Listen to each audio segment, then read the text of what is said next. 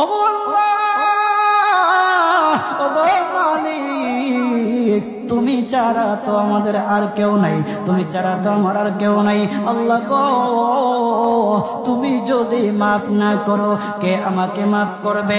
তুমি যদি মাফ না করো কে আমাকে মাফ করবে? তুমি যদি আমাকে মাফ করো তাহলে তোমার কোনো দিকে কমবে না, তুমি যদি আমাকে মাফ না করো তোমার কোনো দিকে বাড়বে না। আল্লাহ গো, তুমি আমাকে মাফ করে দাও। সারাটা জীবন অন্যায় কাজ করেছি, সারাটা জীবন নাফরমানি করেছি, আমার কাছে কালেমার দাওয়াত কম আসে নাই, আমার কাছে কালেমার দাওয়াত কম আসে নাই, আমাকে লোকেরা কম বোঝায় নাই। ওগো আল্লাহ, তুমি আমাকে মাফ করে দাও। মাফ না করলে কোথায় যাব, কার কাছে যাব? বাবা যখন মারে তখন মার কাছে আশ্রয় নেওয়া যায়, মা যখন প্রহার করে তখন বাবার কাছে আশ্রয় নেওয়া যায়, বাবা মা যখন প্রহার করে তখন দুনিয়ার কারো না কারো কাছে আশ্রয় নেওয়া যায়। ওগো আল্লাহ, ওগো মালিক, তুমি যদি আমাকে মারো, তুমি যদি আমাকে আযাব দাও, ওগো আল্লাহ, কার কাছে যাব, কার কাছে গিয়া মাফ চাইবো? ওগো আল্লাহ, মেহেরবানি করে মাফ করে দাও।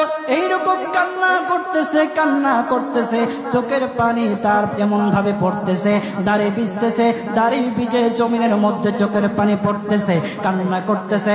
বান্দাটা কান্না করতে করতে করতে করতে আমার আল্লাহর কাছে এমন গ্রহণযোগ্যতা অর্জন করেছে, মহান আল্লাহ রাব্বুল আলামিন তার ডাকে সাড়া দিয়া তার জিন্দেগির সব গুনাহ মাফ করে দিয়েছেন।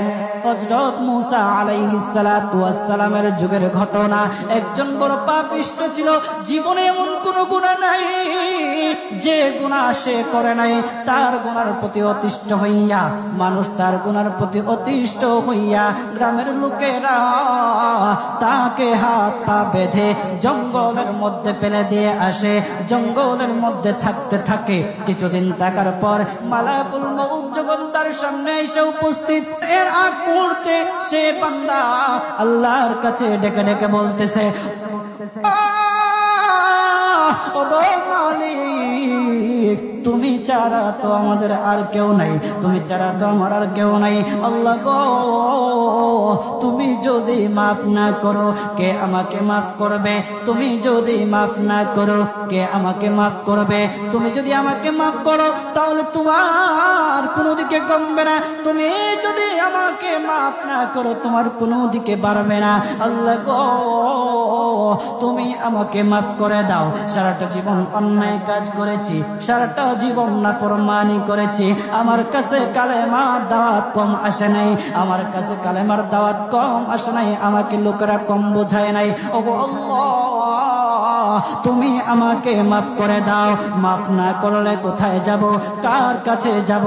বাবা যখন মারে তখন মার কাছে আশ্রয় নেওয়া যায়, মা যখন প্রহার করে তখন বাবার কাছে আশ্রয় নেওয়া যায়, বাবা মা যখন প্রহার করে তখন দুনিয়ার কারো না কারো কাছে আশ্রয় নেওয়া যায়। ওগো আল্লাহ, ওগো মালিক, তুমি যদি আমাকে মারো, তুমি যদি আমাকে আযাব দাও, ওগো আল্লাহ, কার কাছে যাব, কার কাছে গিয়া মাফ চাইবো? ওগো আল্লাহ, মেহেরবানি করে মাফ করে দাও। এইরকম কান্না করতেছে, কান্না করতেছে, চোখের পানি তার এমন ভাবে পড়তেছে, দাড়ি ভিজতেছে, দাড়ি ভিজে জমিনের মধ্যে চোখের পানি পড়তেছে, কান্না করতেছে। বান্দাটা কান্না করতে করতে করতে করতে আমার আল্লাহর কাছে এমন গ্রহণযোগ্যতা অর্জন করেছে, মহান আল্লাহ রাব্বুল আলামিন তার ডাকে সাড়া দিয়া তার জিন্দেগির সব গুনাহ মাফ করে দিয়েছেন। ওই বান্দাটা তাওবা করতে করতে করতে করতে হঠাৎ ইন্তেকাল করে। ইন্তেকাল হওয়ার পরে হযরত মূসা আলাইহিস সালাতু ওয়াস সালামকে মহান আল্লাহ বলে দিতেছে পয়গম্বর মূসা, ও দুস্থ, দেখো অমুক জঙ্গলে আমার একটা পাগলা আশেক, আমার পাগলা একটা আশেক মারা গেছে, ওই আশেকটার জানাজা তুমি পড়াও, দাফন কাফনের ব্যবস্থা করো। ও মূসা, আর তুমি একটা ঘোষণা দিয়ে বলে দাও, একটা ঘোষণা দিয়ে দাও, মূসা রে, ও মূসা, তুমি ঘোষণা দিয়ে বলে দাও যে আমার এই বান্দার জানাজার নামাজ অংশগ্রহণ করবে, মহান আল্লাহ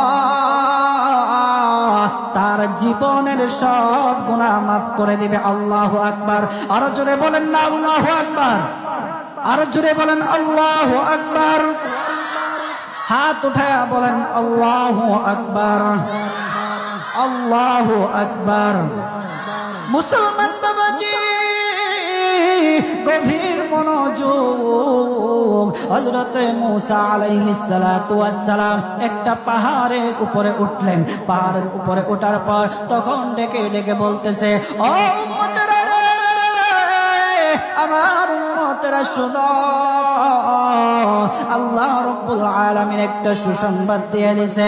আমার আল্লাহ রাব্বুল আলামিনের একটা আশিক একটা ওই অমুক জঙ্গলের মধ্যে মারা গেছে, ওই পাগলা আশিকের জানাজার নামাজ অংশগ্রহণ করো। যদি জানাজার নামাজ পড়ো, তখন আমার আল্লাহ তোমাদের জীবনের সব গুনাহগুলি মাফ করে দেবে। কেউ যদি নিজের গুনাহ ক্ষমা করাইতে চাও, কেউ যদি নিজের গুনাহগুলি ক্ষমা করাইতে চাও, তাহলে মহান আল্লাহ রাব্বুল আলামিনের ওই পাগলা আশিকের জানাজায় অংশগ্রহণ করো। তখন লোকেরা দলে দলে জানাজায় অংশগ্রহণ করার জন্য দলে দলে গেল, জানাজার নামাজ আদায় করলো। আদায় করার পর পয়গম্বর মূসা আলাইহিস সালাতু ওয়াস সালামকে বলতেছে, ও আল্লাহর পয়গম্বর,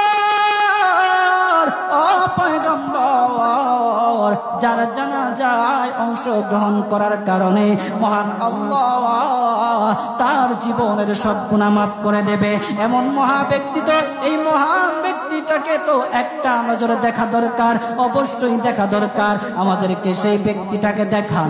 তখন মূসা আলাইহিস সালাতু ওয়াস সালাম বলতেছে, ঠিক আছে, তোমাদেরকে দেখানো হবে।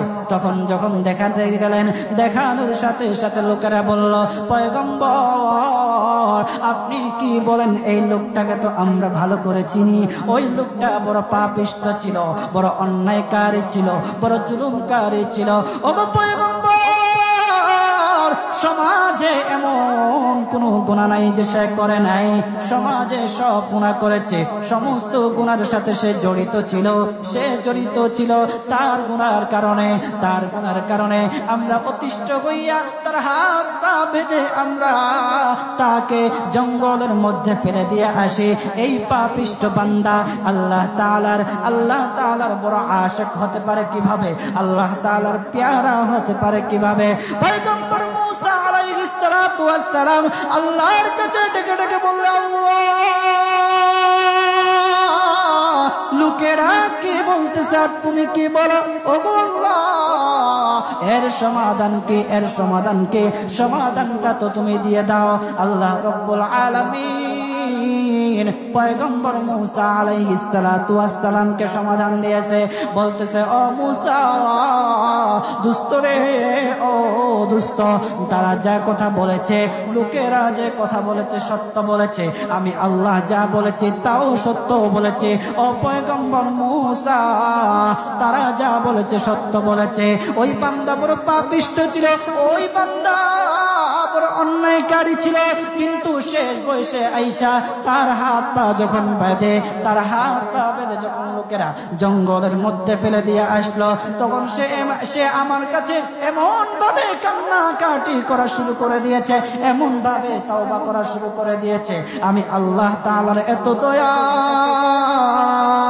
আমি আল্লাহ তার ডাকে সাড়া না দিয়ে পারলাম না, তার ডাকে সাড়া দিয়ে দিলাম।